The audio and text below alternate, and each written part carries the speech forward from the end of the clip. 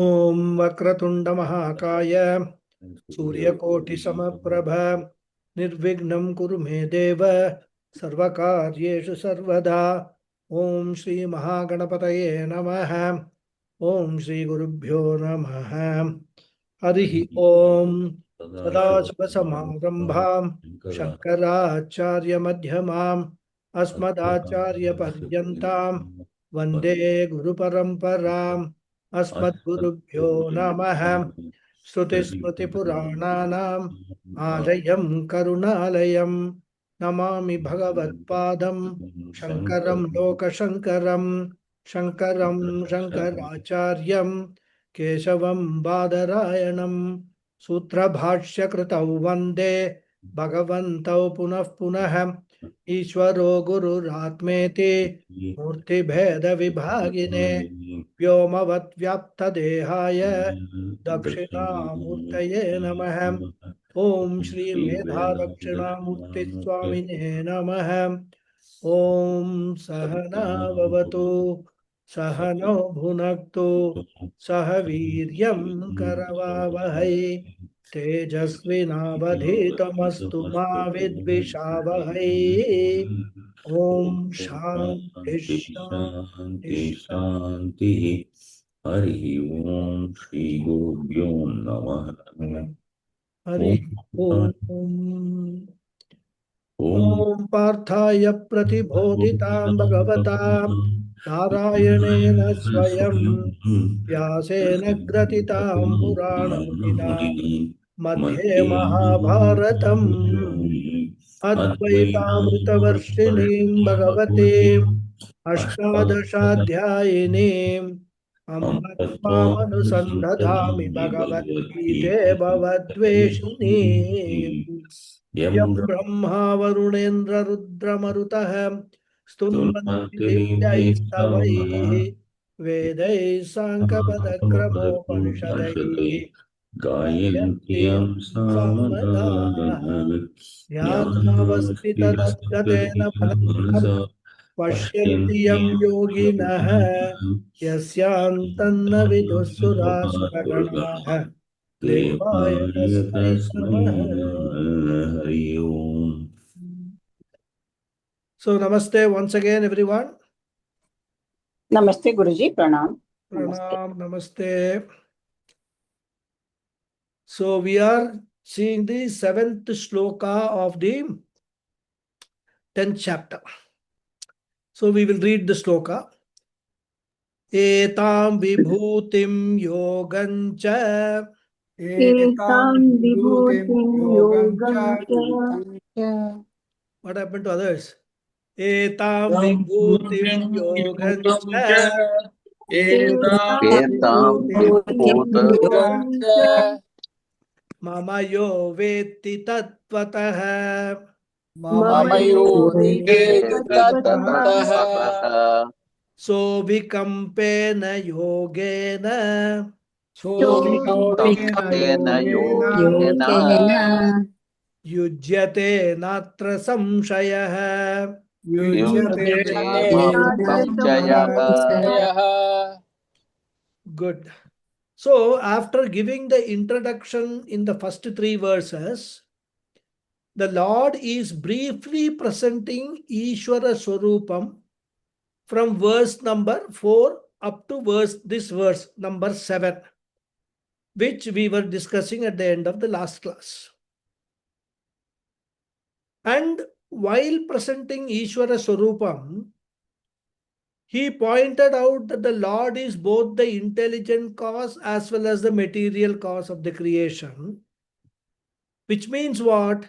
The Lord alone has evolved into this universe, which means when I am looking at the universe, I should remember that what I am seeing is only the manifestation of the Lord, manifestation of Ishvara.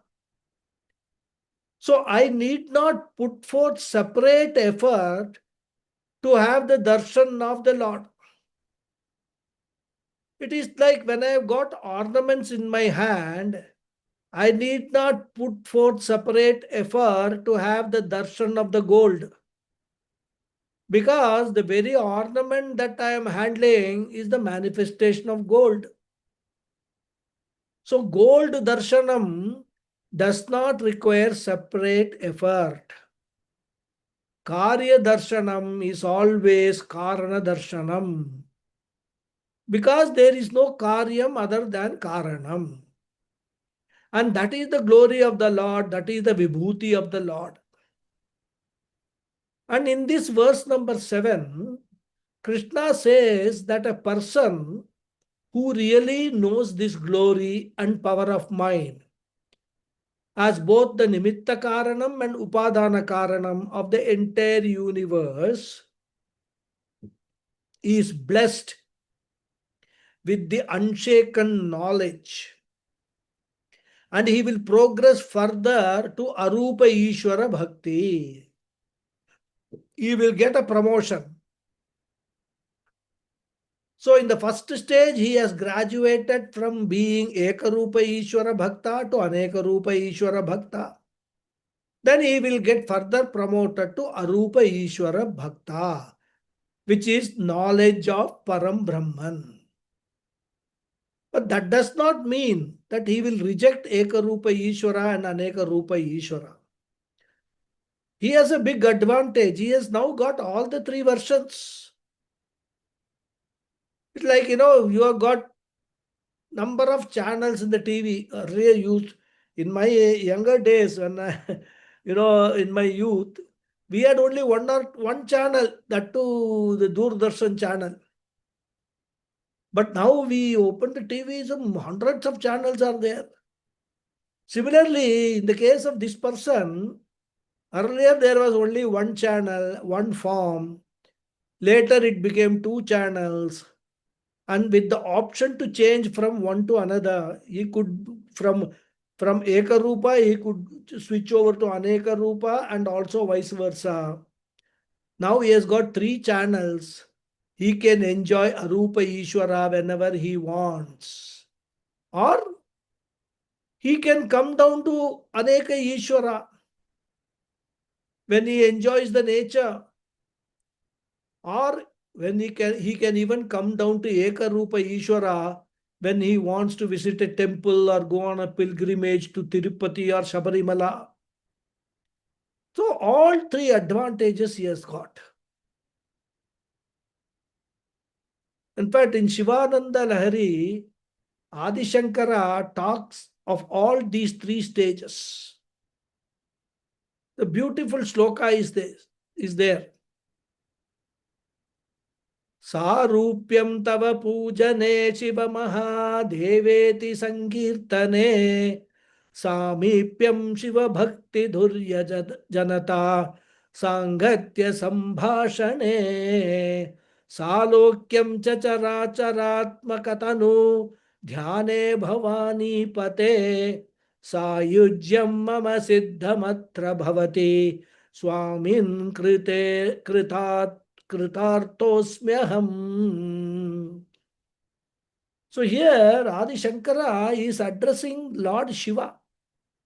He says, "O Lord Mahadeva, by worshipping you, by chanting your names of Shiva, Mahadeva, etc., by doing your Sankirtanam, I attain your Sarupam, a form like yours.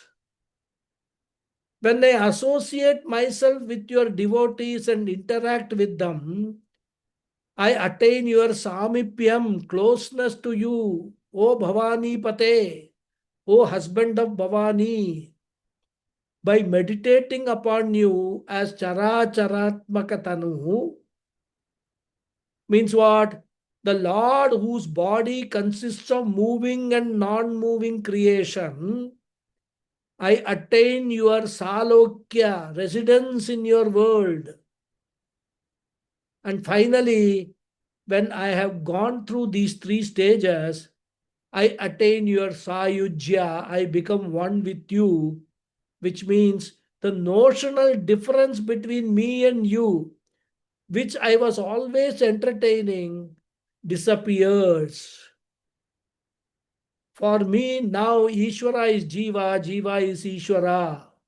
Thus, I am fulfilled. I enjoy all the three. I can talk to you as a person. I can admire you as the nature or creation.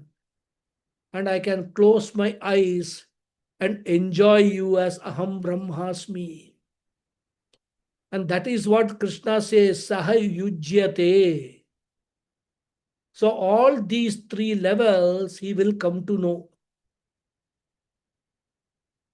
And suppose we have a doubt. It's all very well for Krishna to say so many things in Bhagavad Gita, but what is the guarantee that all this will happen?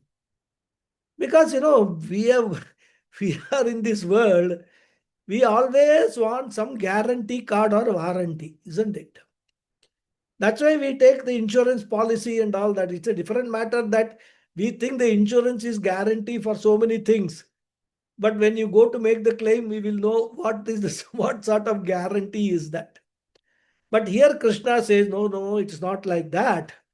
I am giving you the guarantee. I, Bhagavan Krishna, the creator, is giving you the guarantee. Na atra samshaya hai. There is no doubt about this. So he says, start with Ekarupa Ishvara, and ultimately, eventually, you will come to me alone. This is the message of this particular 7th sloka. Krishna continues. We will read.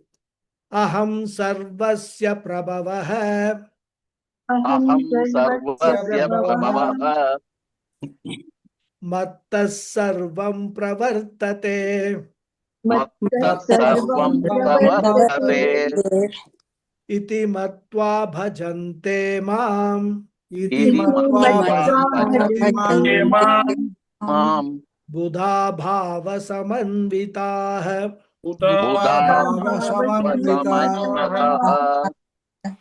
Okay, the Anvaya is Aham Prabhavah Sarvasya Sarvam Pravartate Mattah Iti Matva Buddha Bhava Samanvitah Bhajante Mam. Aham Prabhavah, I am the source. Sarvasya, of everything. Sarvam Pravartate, everything proceeds. Mattah, from me. Iti matva, knowing thus. Buddha hai, the wise ones. Bhava samandita hai, who are endowed with devotion. Bhajante mam, they worship me. I am the source of everything and everything proceeds from me. Within inverted commas. Knowing thus, the wise ones who are endowed with devotion worship me. So as I said, with the previous word, the Ishvara Swarupam topic is over, which started in the 4th verse.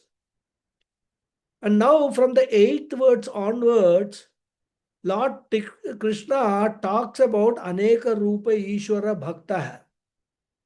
Those devotees who are in the intermediary level and who are Vishwarupa Ishvara Bhakta. And from now onwards, Krishna is now slowly leading us towards the next chapter, which is Vishwarupa Ishvara Darshana. And this Vishwarupa Bhakta himself enjoys lots of virtues. In fact, many values will come naturally when I know Vishwarupa Ishvara, because the greatest advantage is my raga dvesha will weaken. My likes and dislikes will become very, very weak. Because our likes and dislikes, they stem purely because of my categorization of the world as favorable, unfavorable, good, bad, likable, unlikable. Because I look at the world purely from my personal standpoint.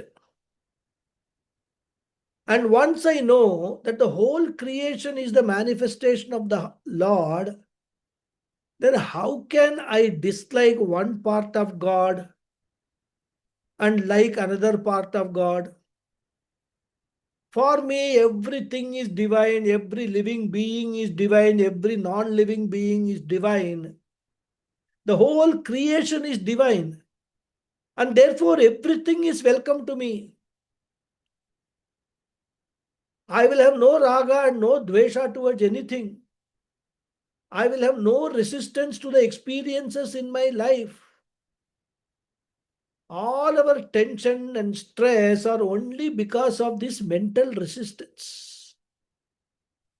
I am willing to accept certain forms, certain experiences, certain people, certain objects. That is the fundamental problem we all have. So automatically the likes and dislikes come up, raga and dvesha. I don't want to accept certain other forms of experience. I don't like some people. I don't like mosquitoes. I don't like cockroaches. I don't like lizards. So dvesha towards them. In fact, even I cannot imagine such experiences. The very imagination gives me stress and strain. In fact, if you find, especially in the kitchen, one cockroach, you must see the reaction of the housewife. I mean, she will blow her top. Oh my God, cockroach in the kitchen. So she'll go immediately by hit and some other, all this, what that insect killers, and she will spray it all over the place, kill everything. So when we do not have that vision that everything is Bhagavan only, everything is Ishvara's creation, and therefore everything Ishvara manifests in everything, we develop dislikes and dislikes and then follow stress and strain.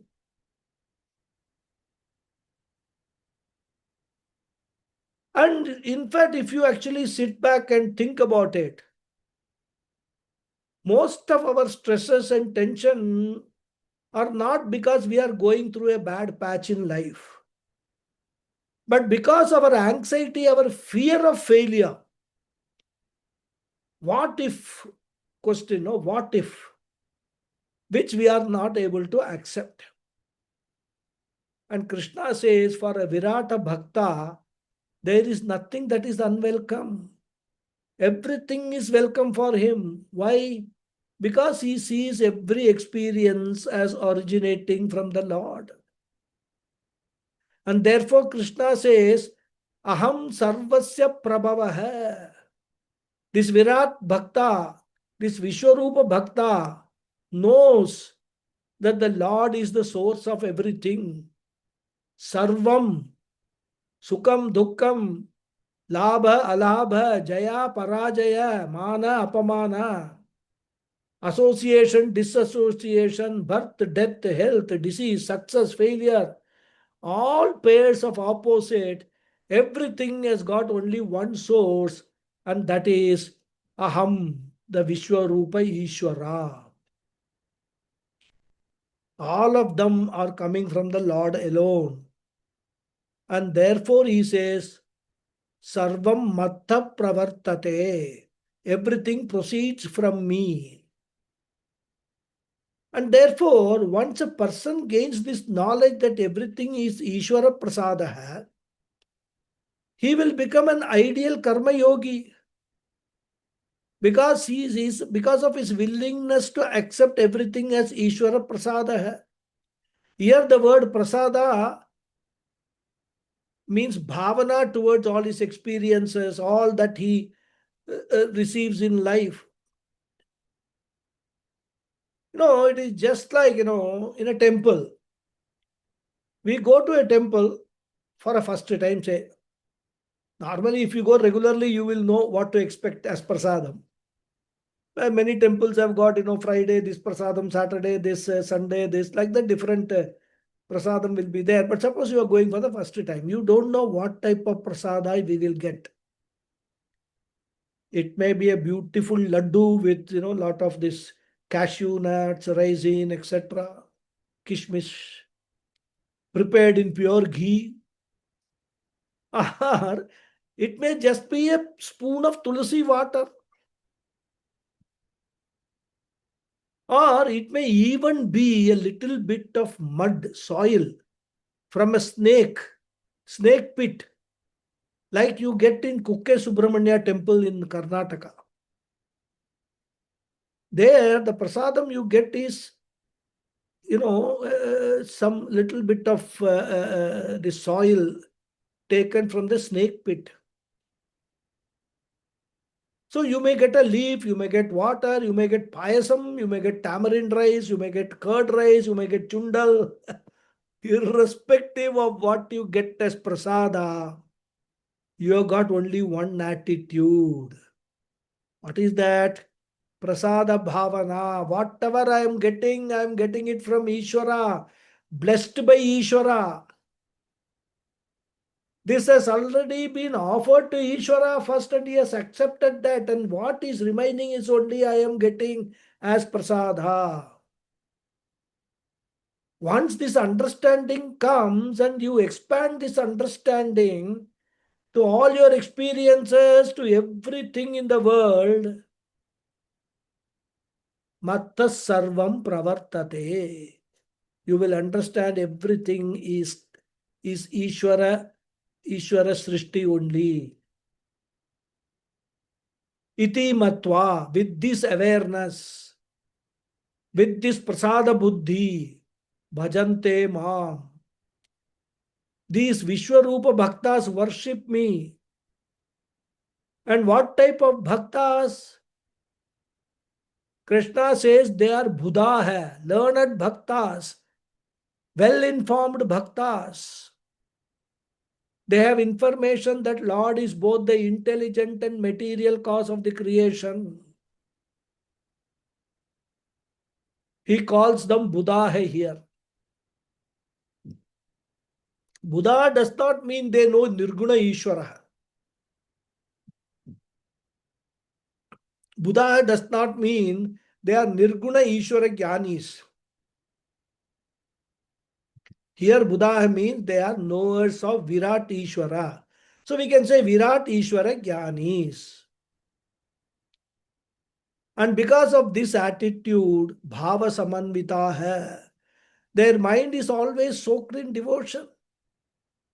Whatever they see, they only have got a reverential attitude towards that. Everything. When they see a cockroach, they see Ishvara Swarupam in that, and they will not take one broom or some chappal to kill that. They know that the cockroach is not a healthy thing to be living along with me. So what I will do, I will make sure that that cockroach is slowly lifted without hurting it, and it is sent away to wherever it belongs, outside the house or somewhere else. Similarly, mosquitoes, I will not do like this, the whole night. If you are a lot of mosquitoes, I will take precaution. I know that this place is full of mosquitoes, and at night they are not going to allow me to sleep. They are going to suck my blood, etc. Everything I know. But they are also Ishvara Swarupa only. So what I will do, in order to prevent them from hurting me, because they do not know that I am also Ishvara Swarupa. Only I know. So in order to prevent them from hurting me, I will use all sorts of, this, coil, mosquito coil, or apply some load, this lotion, what they call, I don't remember. They apply something, or I will Mosquito repellent. a mosquito repellent, not mosquito killer, mosquito repellent. It will repel the mosquitoes. Or I will use some net, mosquito net, etc. So I will take precaution, but I will not destroy them. I will not harm them. Why? Because I know that if the whole creation is the manifestation of the Lord, whatever glory is there in the creation, all of them must belong to Ishvara only. So if there is a particular animal with an extraordinary capacity, the glory belongs to the Lord. And not only animal. If the human beings have got an extraordinary capacity, that also is the glory of the Lord. The animal or human being is only a nimittam for the expression of the glory of the Lord. Thus they see Ishvara Vibhutihi in everything. And because of their mind is always relaxed, they need not attend any stress management seminar or course. They have a wisdom to hope for the best, and always they are prepared for the worst. Agate swagatam kuryat, gachantam na nivarayate. Both are important. Whatever experience come, swagatam, welcome. And when some good experiences go, tata, bye-bye.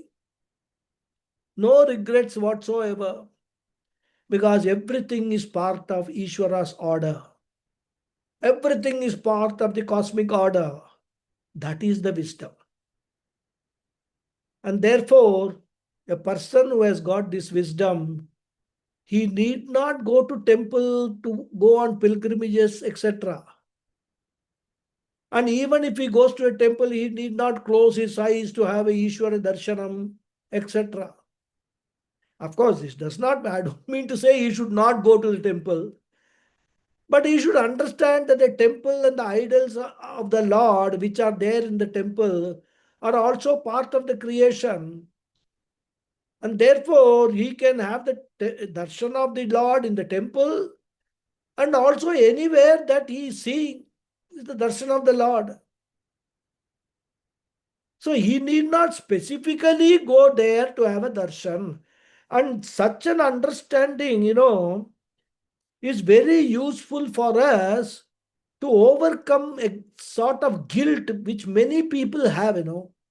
They have this habit of getting up in the morning, taking bath and all, and going to the temple. Now, 1 day or 2 days, if they are unable to do that, they feel very guilty. And then they will ask, "Oh God, pardon me. I've sinned. I've committed a papam by not coming to the temple and seeing you," etc. They start praying like that. Because they do not have this Virata Rupa Ishvara Darshanam. They don't understand what is Virata Rupa Ishvara is. In fact, once a person understands that even my body mind's complex is Ishvara creation only, I just see myself in the mirror and I see Ishvara.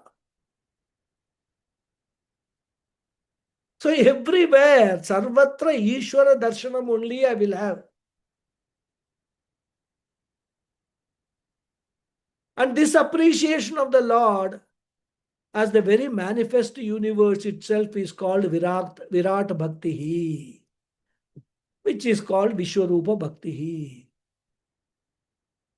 And therefore, a Vishwarupa Bhakta can invoke devotion in whatever he sees.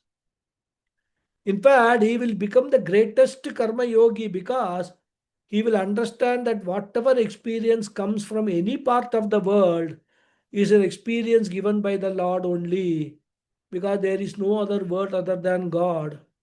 And therefore, he has no resistance. He can't reject anything. And this is a very healthy attitude, because whenever we get little tense about experiences, it is because it is a choiceless situation. We constantly try to change the experience with regard to the future. But with regard to the present and with regard to the past, we can never change the experiences because they have already arrived. So past is choiceless, present is also choiceless. We have a choice only with regard to future. And with regard to choiceless situations, we can do only one thing. What is that? Accept and move on. And the only method of acceptance is to look at it at prasada of the Lord. In fact, Swami Paramarthanandaji in his talks about an article by an astronaut who went to moon during one of his space travels. He says he looked at the earth and its beauty, and he was totally impressed by what he saw. And he writes, there must be a creator who stands far above all religions, a creator who put a small part of this universe together that I was privileged to see. Beautiful words. We are unable to objectively see the beauty of this earth because we are part of it. But from the moon, one can appreciate the beauty, and every astronaut who has gone there has always said these words, appreciated the beauty of the earth. In fact, some have even appreciated the beauty of the Indian subcontinent. Lot of greenery and all that. And he says, this astronaut, it's only a small part of the universe, which itself is so beautiful. And he further writes in that article that there is no question in my mind that there is a creator of the universe. Because, when you go to the moon or undertake space travel, you have no other choice than to believe in a creator. There is no other explanation. If we are in such a situation, that is, we are on the moon, looking at the earth, we will have enough to worry, isn't it? Whether the spaceship will go back safely, will the heat shield protect it from extreme heat on re-entering the earth? We have had instances where the spaceship has burnt out along with all the astronauts in that, isn't it? Just a few years ago, it happened. So if it does not, what will happen to my family? Who will take care of them? So we may be lost in such thoughts. But that astronaut raises a rhetorical question. He asks, all these thoughts, did they all distract me from my work? Because many people have this idea, sorry. To be a devotee of the Lord, you have to drop all work and all the time do puja, meditation. And therefore, he raises this question, did all this distract me from my work? Not at all, he says. Even though now and then he wanted to steal a look at the beauty of the earth and everything around it, still, he was never distracted from what he was supposed to do in the space. And then he concludes, to appreciate God, you need not drop your duties and work. If only you have a sensitive mind. Even when you see a small ant, or when you are reading a book and you see a tiny insect on the pages of the book. It is so small that you try to brush it off, it will die. But even that tiny insect has got a mind. It knows how to survive, how to eat, how to procreate. And if you try to block its path, it knows how to take a detour and continue its journey happily. Therefore, for appreciating the glory of the Lord, you can look at any of his creation and wonder at the glory. Look at a flower, you can appreciate the Lord. Looking at the sky, you can appreciate the Lord. So Virata Bhakti does not require dropping your career or profession. It requires only a sensitized and informed mind. That is what Krishna says here. Okay. Next sloka. Ready? Yes. Yes, please. Madchitta madgata prana hai. Machita Machita Madgata Madgata Bodhayantah parasparam. Bodhayanta Bodhayanta Parasparam Parasparam Katayantascha mam nityam. Katayantascha Mam Mam Nityam Nityam Tushyanti cha ramanti cha. Tushyanti Tushyanti Charamantita Ramancha Good. Anvaya is mat chitta hai, mat gata prana hai, parasparam bodhayanta hai, cha katayanta hai, mam nityam tushyanti cha ramanti cha. Mat chitta hai, fixing the mind on me. Madgata prana hai, and the senses on me. Parasparam bodhayanta hai, mutually sharing the knowledge about me. Cha katayanta hai mom, you can say. Speaking of me, nityam tushyanti cha, they are always contented, ramanti cha, and delighted. So fixing the mind and senses on me, mutually sharing the knowledge about me, speaking about me, they are always contented and delighted. So the Virata Bhaktas see the Lord alone in and through all their experiences, not through their physical eye. Physical eye will report only physical matter, like that astronaut. His eyes saw only the earth, but his sensitive mind saw the Lord. So it is not physical perception, but seeing through the eyes of maturity, through the eyes of wisdom. He was able to discern the invisible, organizing, coordinating, intelligent, harmonizing principle, the Creator, the Lord, Bhagavan, Ishvara. And therefore, for a bhakta, the vision of God is not restricted to any particular time. Like when the temple is open, but at all the time, at all the places. And therefore, Krishna says, Machitta hai. Their mind is always fixed on me. They cannot lose sight of me. And Madgata prana hai. Here prana hai means sense organs.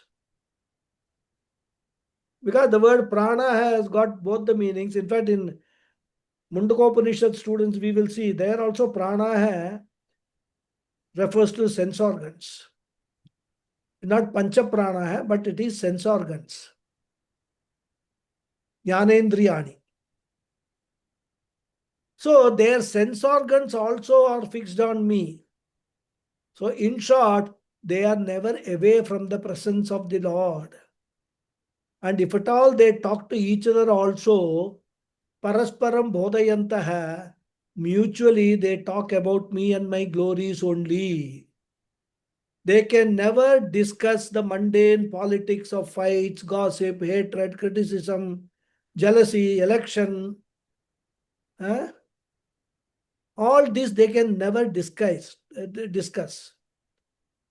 They're all for sort of, we can't call it low-minded, but you can say that not fully developed mind.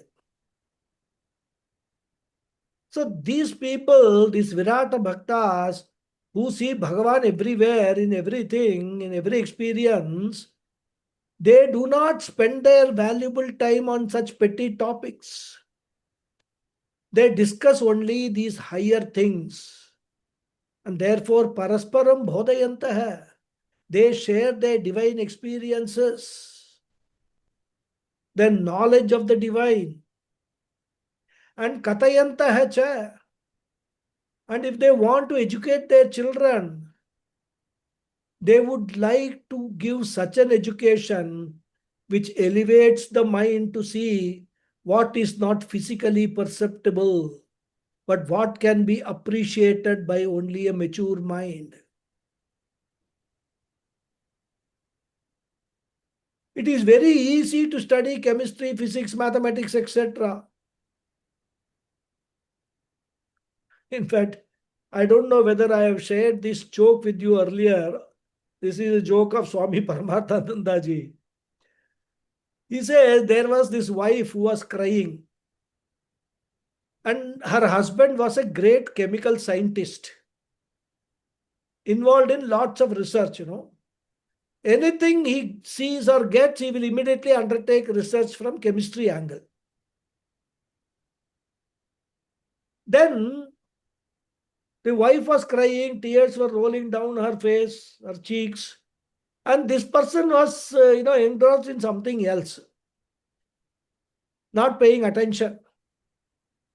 So she complained, "What is this? I am crying, but you do not see my tears. You are not bothered about me. When we got married, you were not like this, but now of late you have become like this, etc., etc." Those people, the married husbands, will know all this, this drill, how it goes on. Then this husband says, "No, no, no, what are you saying? I see your tears and I know what the tears are. It is NaClH2O. It is nothing but water and sodium chloride. And everybody, it's a mechanism which is inbuilt, the body chemistry. This is how the body chemistry works. When you have got some, some grief or some sorrow, tears will come down your eyes, and that is the way the body manages, its balance. So all this lecture he gives, you can imagine the fate of that husband. So on chemical analysis, you can only see the physical part, but no instrument can see the emotion behind the tears. To perceive that emotional pain or emotional deprivation, you require a sensitive mind which can understand the reason behind crying and the meaning of tears, that it is not a chemical composition, that it is a message coming from my wife.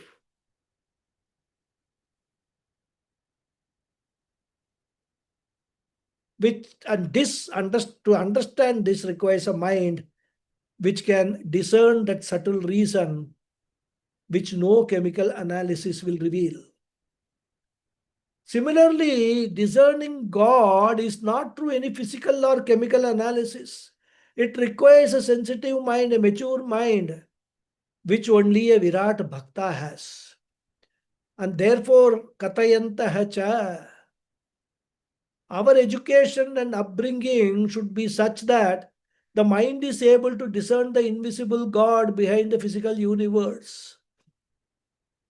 And when is such a mind in action? Krishna says Nityam, all the time. They enjoy this. In and through all their duties, responsibilities, activities, etc., Katayantaha mam nityam. The mind does not like anything inferior, lower than that. Therefore, nityam all the time, even when the mind is dormant during sleep.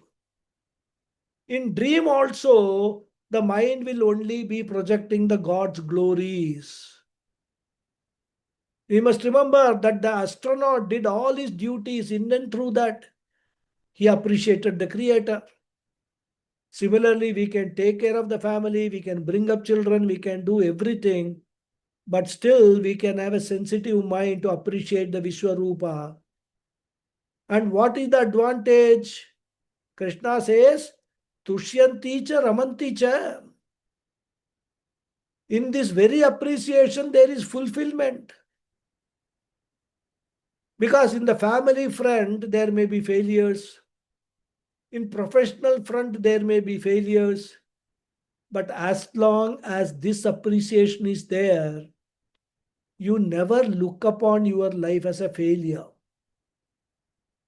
This will make life a success, even if there are failures in other fronts.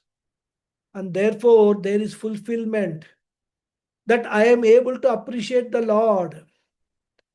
So, tushyanti cha. And not only fulfillment, ramanti cha, they revel in that appreciation. They are grateful to the Lord that they have got a sensitive mind to appreciate this.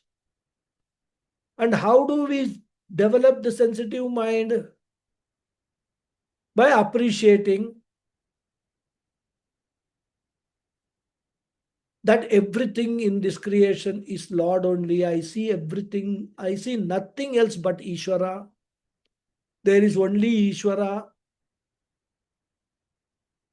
So automatically the empathy, the compassion that arises in my mind. As I said, we already got rid of or weakened the raga dvesha sufficiently. And therefore we can enjoy that sensitive mind. Tushyanti cha ramanti cha. Next sloka. Ready? Yes. Tesham satata yuktanam. Tesham Tesham satata yuktanam Bhajatam priti purvakam. Bhajatam bhajatam Priti priti Purvakam purvakam Dadami buddhi yogam tam. badami buddhi Dadami yogam Yogantam tam Yena mamupayanti te. Yena yena Mamupayanti mamupayanti te Tesham satata yuktanam. Bhajatam priti purvakam. Dadami tam buddhi yogam. Yena te upayanti mam. Tesham, to them. Satata yuktanam, who are steadfast, ever steadfast. Satata means ever, always. Bhajatam, and who worship me. Priti purvakam, with devotion, with love. Dadami, I give. Buddhi yogam, that yoga of wisdom. Yena, by which they, upayanti mam, reach me. So Krishna says to them who are ever steadfast and who worship me with devotion, I give that yoga of wisdom by which they reach me. And these bhaktas are satata yuktana. Their life is ever connected to me. In and through their relationships with all other people, they never forget their relationship with me. Because their relationship with me is a fundamental relationship. All other relationships are valid only for this Janma. Because your mother, your father were not the same mother and father in the past Janma. Nor are they going to be the same in the next Janma. Same case with your relatives, your brother, sister. But your relationship with Bhagavan is a continuous relationship, janma after janma, janma after janma, janma after janma. It is like the relationship between a wave and the ocean. A wave in the ocean is fundamentally related to the ocean alone. Because the wave is born out of the ocean, it rests in the ocean and it goes back into the ocean. And therefore, the wave is primarily related to the ocean, and therefore, it is called fundamental relationship. And now imagine when a wave rises, in the neighborhood, there is another wave which is very majestic. And this wave looks at the other wave and they like each other. They fall in love. And both the waves decide to get married. And then after some time, there appears a small wave, a child wave. So the whole wave family is moving about. But we know that the relationship between one wave and the other wave is incidental or secondary because two waves are not born simultaneously. The two waves do not disappear simultaneously. The wave-wave relationship is incidental, whereas the wave-ocean relationship is fundamental. When all the waves disappear, they go back into the ocean only. They are born of ocean, they are sustained by ocean, and they go back into the ocean. And the Virat Bhakta is one who has understood that I am like a wave and Lord is like the ocean. And all other human beings are also like other waves only. So I might have, and in fact, I do have several human relationships. All of them are sacred, all right, valuable, all right, but much more profound, much more sacred, much more fundamental, much more universal, much more valuable is my relationship with the Lord. As I said, the human relationships can last maximum for one life only. Next life, same husband, same wife need not be husband and wife. And I am sure that most husbands and wives will pray for that. One life is enough with this person. Of course, there are some others who will tell the next Janma also, you should become my wife or you should become my husband. And that's why, they will do all this Kadwa Chaut and all, so many vratams and all, so that they get the same husband. And of course, there is nothing prescribed for husbands to get the same wife. And they are not concerned about moksha, etc. at all. Okay. They want to be born again, and that too as humans, and be husband and wife again. But the funny thing is, who knows if both of them are going to be human beings? One may be born as a cat and another may be a rat. Already in this Janma that is happening. Isn't it? Anyway, so they express their love, their attachment to one another like this. And there is no harm in that rather. Therefore, even the most sacred human relationship can last for only one life. But much more sacred is my relationship with the Lord. It does not mean we have to discard or disregard human relationship. Whatever the scriptures say should not be at the cost, say about human relationship, should not be at the cost of relationship with the Lord. And therefore, that relationship with the Lord should be sustained throughout. And that is why, in our regular prayers, We are right from childhood, we are actually taught to do to regularly pray. And our prayers should include, oh Lord, let me not forget my relationship with you in my preoccupation with all these incidental relationships. And therefore, for a Virat Bhakta, Ishvara Sambandha is like the background Shruti in a musical concert, Carnatic musical concert. Carnatic or Hindustani also. Because the singer may sing so many songs, they will all come and go. Different ragas will come, different beats will come, and they will go also. But the Tanpura Shruti will steadily continue in the background at the back of the mind of the singer. And therefore, Virat Bhakta is called Satata Yukta hai. It's a very profound and significant word, Satata Yukta hai. Means the one who never forgets the fundamental relationship. It is not a relationship maintained as a duty or a relationship forced by others. Devotion cannot be created by force.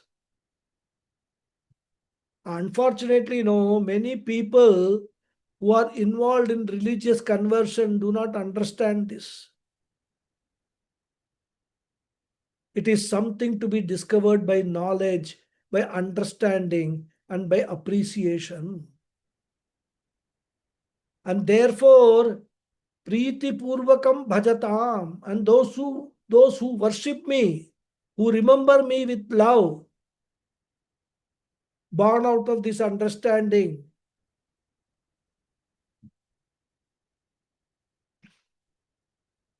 The more you study the scriptures, the more you know the nature of God.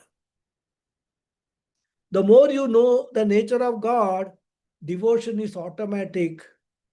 Love for God will bloom on its own. In fact, you don't require any free will for that. Therefore, bhajatam priti purvakam. And as we have seen, this bhakti has got several levels. We have discussed before. Starting from Artha Bhakta, then Artharthi Bhakti, which are, as we have discussed, basically transactional bhaktis, quid pro quo bhakti, which is a Manda Bhakti, called a Manda Bhakti. Next one, learning to look upon God as an end in itself, because God represents Purnatvam. And once I know the Lord means Purnatvam, I understand that my goal of life is self-fulfillment, self-sufficiency, and this is called Madhyama Bhakti, Avyabhicharini Bhakti, and that is the Bhakti that these people, the Virat Bhaktas, enjoy. So Priti Purvakam indicates that they look upon the God as the goal itself. And what Bhagavan does for them? Krishna says, they are so dear to me that I will help them by taking them to the next stage of sadhana, next level of bhakti. And what is the next stage of bhakti? They have progressed from Ekarupa Bhakti to Aneka Rupa Bhakti. Now I will help them to graduate to Arupa Ishvara Bhakti. I will help them to become Jignasu Bhaktas. I will take them from Virat Ishvara Bhakti to Nirguna Brahma Bhakti, from Virat Ishvara to Nirguna Brahma. I will help them to reach that final stage of bhakti. And how to arrive at that Nirgunam Brahma? Only one method, and that is called Jnana Yoga. So Nirgunam Brahma can be discovered only through Jnana Yoga. And therefore Krishna says, I will promote them to Jnana Yoga. Dadami tam buddhi yogam. Here the word buddhi yoga means jnana yoga. And jnana yoga means what? Discovery of formless God. Tam buddhi yogam aham dadami. Vedanta Shravana Manana Nididhyasanam Aham Dadami. That is the promise Krishna is making. More we will see in the next, we'll continue in the next class. Okay.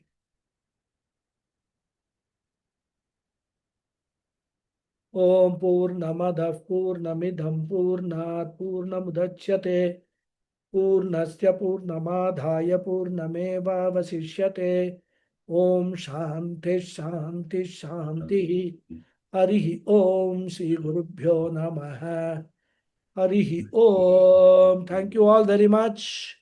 Thank you very much, Guruji. Namaskaram. Namaskara. Namaskaram. Hari Om. Thank you. Thank you, Hari Guruji. Om Guruji. Thank you. ಧನ್ಯವಾದ. Dhanyavad hai. Hari Om.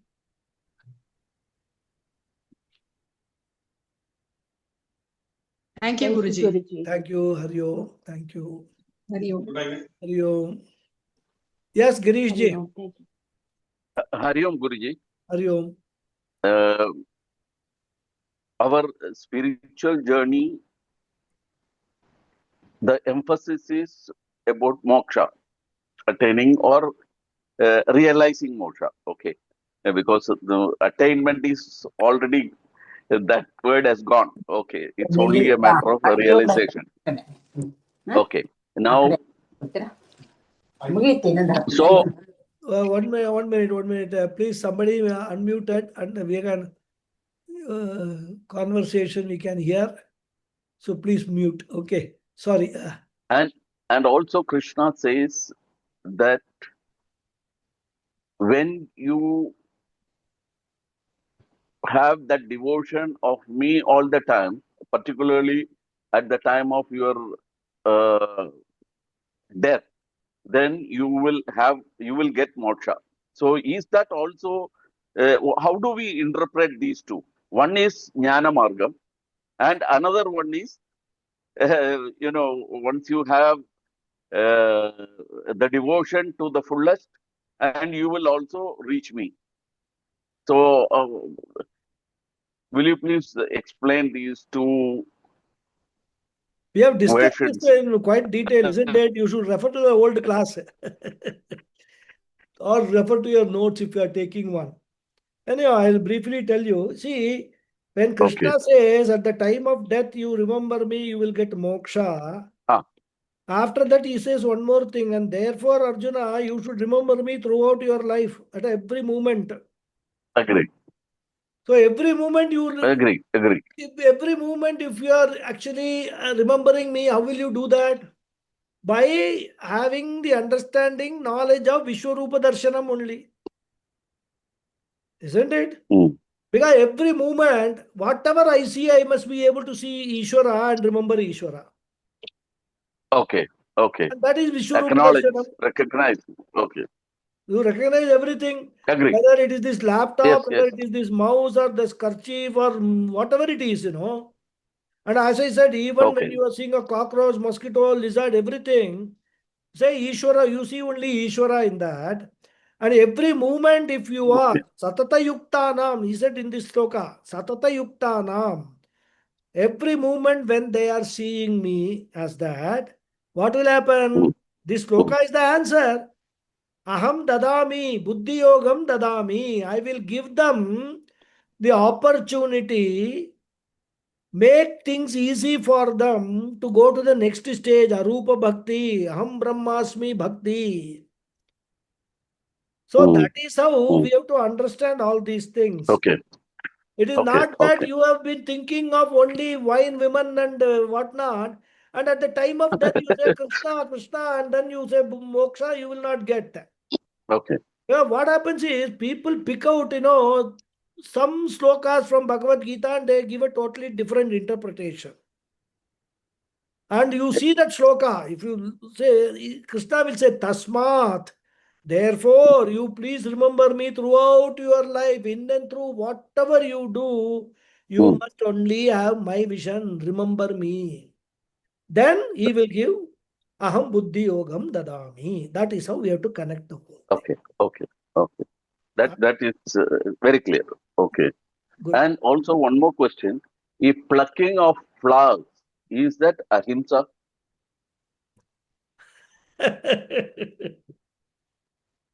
See, you can look at it in two ways. Whatever is provided by Bhagavan Hmm. as what Aushadhi. Aushadhi means plants. Okay. That is, you can call the flora. Oh. They are meant for consumption. Okay. Human consumption, animal consumption, right? So when you consume those things, Oh. Shastra says you are not doing himsa, Okay. right? But if you are destroying them from for what they are for what they are meant for, then that is himsa. Okay. So this is one aspect of it. Then animals, which are Oh. actually Bhagavan's creation again, Agree.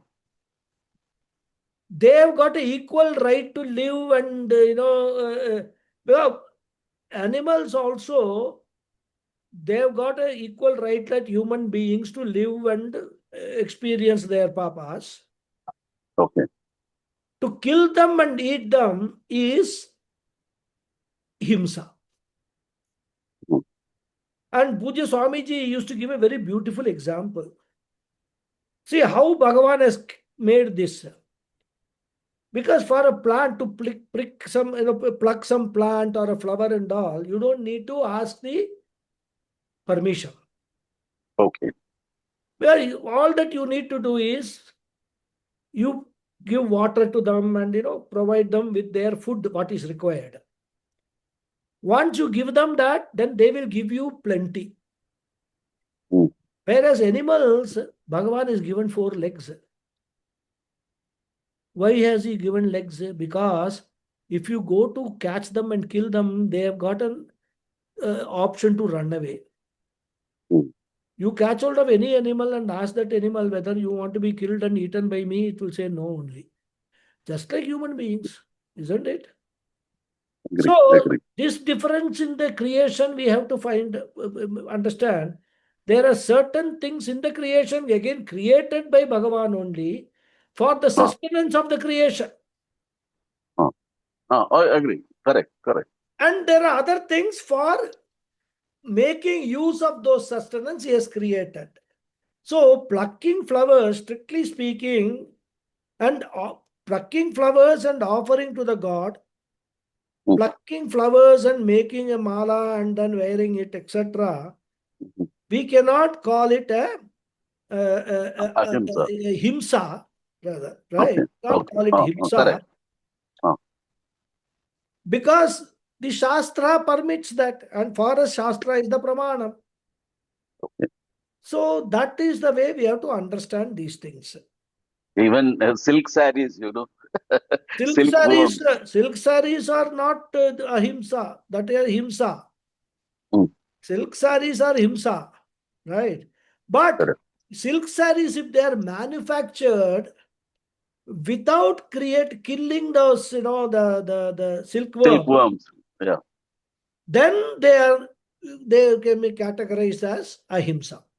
Okay. And that is why some of the sannyasis, some of the Mathadhipatis, sometimes they use those kind of silk sarees, silk dress rather, which are without killing them, they are made. Oh.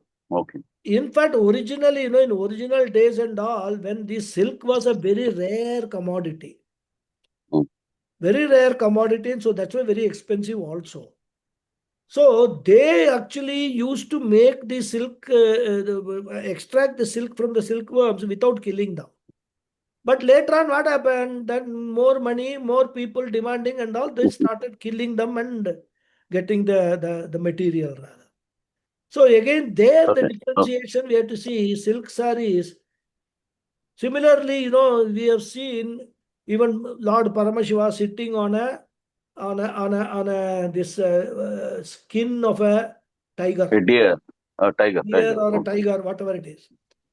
Again, that also a dead tiger or a dead deer skin is not a himsa. Okay. If you Okay. kill a deer for that, it is himsa. So like that, Okay. Okay. we have to use our little bit Bhagavan has given to discriminate, differentiate between all these things. That is how it Oh, is. correct. Correct. Okay. Okay. Thank you very much. Now, for example, goat or cow, they all eat grass, right? Yes, So it cannot be a himsa. I mean, it cannot be himsa it cannot be himsa. because Because one they has also, to yeah, exactly. sustain. Yeah. Okay. Even tiger eating a goat is not himsa. Oh. Because You it has kill a to. goat and eat it is himsa. Whereas a Correct. tiger or a lion killing a goat or a deer to eat is not himsa because that is their food. Agree. Bhagavan has provided that. A cat killing a rat is not himsa, but if you kill a rat, it is himsa. Hmm. So all these subtle differences we have to understand Agree. when we Correct. study Correct. the Correct. Shastra. Thank you. Thank you. Haryo. Hariom. Hariom. Hariom. Yes, Srinath ji. Srikant ji. Very namaskaram, Srikanth. Every time I say Srinath, Guruji, Srinath. No, Srikant. Yeah. yeah, Guruji, I had a strange doubt while you were explaining this last sloka. Now, Krishna here says, I will give you this. I will give you eligibility for Jnana Yoga. Now, question is, which Krishna is saying this? Because in different contexts, different Krishnas are there. Krishna as Mr. Krishna, Krishna as Virat Rupa, Krishna as Sachidananda Atma. Which Krishna is saying this? See, here we are talking about what? Krishna as Ishwara, what is that? Virat Virat Swarupa. Rupa. Correct? Virat Rupa. Now, for our understanding, what is this Virat Sarupa? Nothing but cosmos. Correct? Entire universe is Virat Sarupa only. Virat Rupa. And the universe has got lot of powers. Cosmic powers are there. And what is the problem? Why we are not able to, suppose you have got everything and you are not able to progress to the final stage, it could be because of lot of obstacles are there. Isn't it? You are somewhere lacking the Ishwara's grace. See, whenever we are talking about Ishwara in Vedantic terms, we must immediately picture, visualize the entire cosmos. Mm. Because for us, objectivity is that. For us, Ishwara is not a subjective thing. Ishwara is something which is experienceable in every moment. And that can be true or valid only if we understand Ishwara as cosmos, Virat. the entire universe, right? Mm. And the universe has got so many powers. So when Krishna is saying Buddhi Yogam Aham Dadami means that Ishwara, that Virat Rupa Ishwara, that cosmic powers, they will bless me. They will remove all the obstacles which they come in my way to progress to Arupa Ishwara Jnanam. Because if they have got powers to create obstacles, they have got powers also to remove the obstacles. Like Vigneshwara. Vigneshwara is both Vigna Karta and Vigna Harta, both, right? So like that, if we understand, here Krishna is talking in his capacity as Virat Rupa. Virat And Rupa. Virat Rupa, why? Because earlier he talked about me as Krishna individually.